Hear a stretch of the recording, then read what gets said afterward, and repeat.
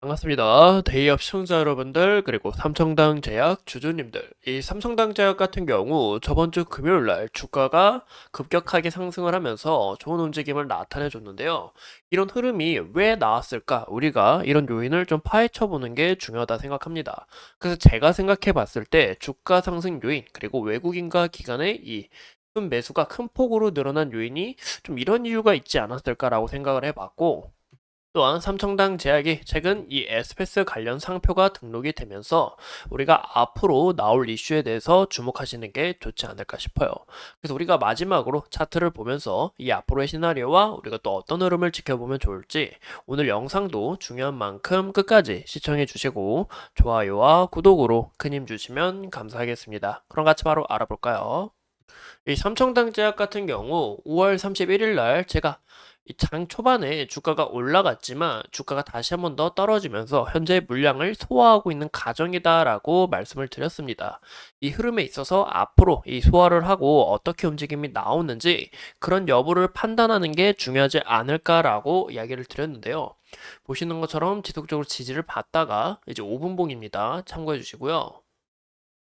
지지를 받다가 주가가 급격하게 상승을 했는데, 그럼 여기에 대해서 어떤 이유가 있었을까?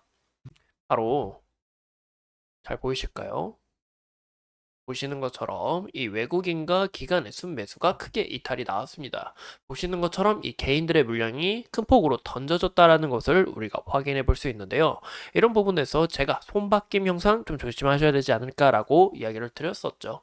그럼 왜 기관과 외국인이 이렇게 순매수를 많이 했을까? 제가 저번 시간에도 말씀드린 것처럼 이 아일리아 시장의 이제 오리지널 제약사가 이제 리제넬론입니다.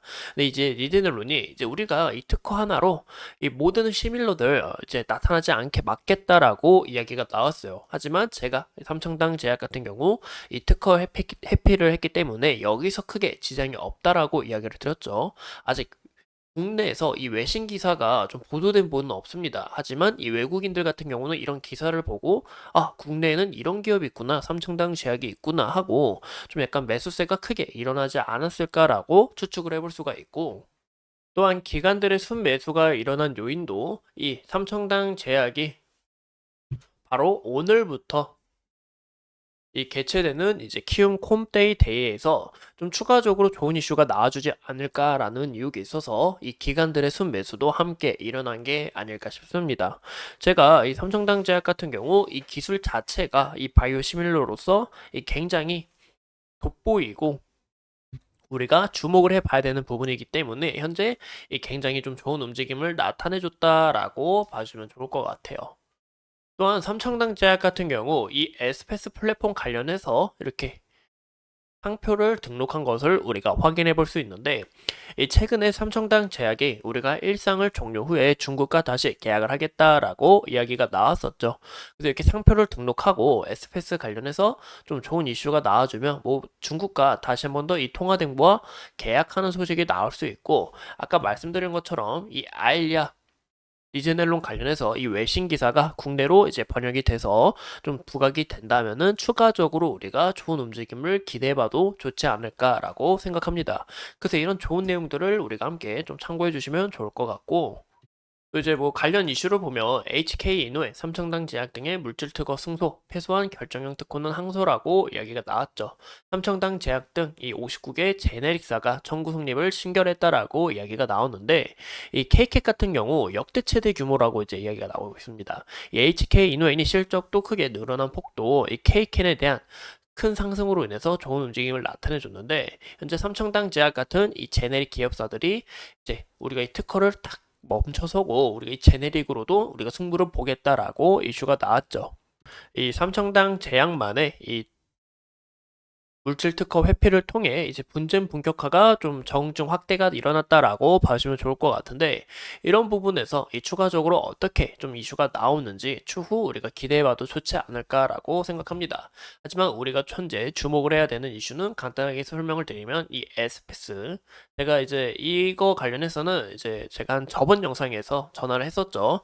전화를 해보니까 이 에스페스 같은 경우 상반기에 일상을 진행할 준비 중에 있고, 우리가 추가적으로 기대해 본 건 이제 IND 승인 신청에 대한 이 공시가 올라오는지 이런 요소를 우리가 함께 확인을 해봐야 될 것 같고, 아까 말씀드린 것처럼 이 아일리아 제약사로서 현재 이 삼청당 제약 같은 경우 여기에 대한 특허가 침해가 되는 부분이 없기 때문에 유럽과 이 캐나다에서 이 좋은 소식이 나와줬죠. 그럼 추가적으로 이제 뭐 미국이나 프랑스 그리고 중국 뭐 중동 이런 데에서 또 추가적으로 나올 이슈가 있다라는 건데 아직 확실치 않기 때문에 우리가 오직 이런 기대감으로 좀 기대를 해보는 게 좋지 않을까라고 생각합니다.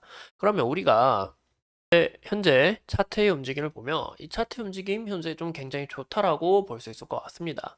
보시는 것처럼 이 구간대 좀 중요한 부분이 이탈이 나왔다고 했는데 우리가 추가적으로 이 음봉 3개가 나오면서 여기서 반등이 나올 가능성이 있다라고 이야기를 드렸죠.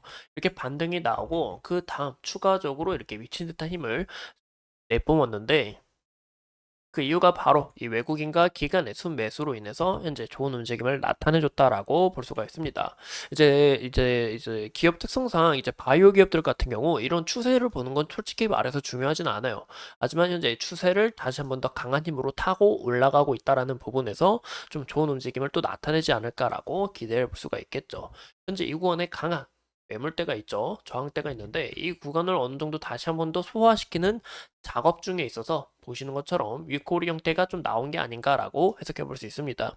이런 부분에서 이 개인과 다시 한번 더 외국인 기관의 손바뀜이 일어나고 이 물량도 서서히 이탈이 일어나고 있는데 다만 제일 중요한 부분은 이 외국인과 기관의 순매수로 큰 폭으로 상승한 만큼 다시 한번 더 이 외국인의 물량이 이탈이 나오게 될 경우 주가가 다시 함께 떨어질 가능성이 있으니까 이런 요소는 우리가 좀 주의해야 되지 않을까라고 생각이 들어요.